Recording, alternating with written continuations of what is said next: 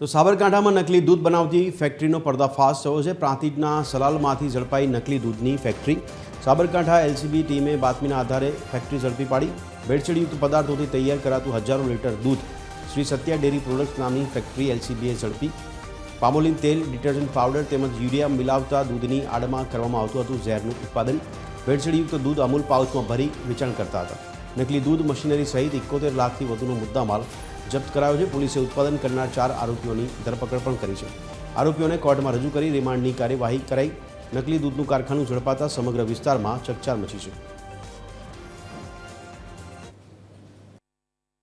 એલસીબીની team દ્વારા એફએસએલની team તથા food and drugs વિભાગને સાથે રાખીને ત્યાં ચેકિંગ હાથ ધરવામાં આવ્યું હતું અને સ્થળ જગ્યા પરથી ડુપ્લિકેટ દૂધ બનાવવા માટેના અલગ અલગ કેમિકલ્સ તથા તેના માટેના અલગ અલગ જે મશીન્સ છે તે મળી આવતા કાયદેસરની કાર્યવાહી પ્રાંતિજ પોલીસ સ્ટેશન ખાતે ગુનો દાખલ કરીને હાથ ધરવામાં આવેલ છે।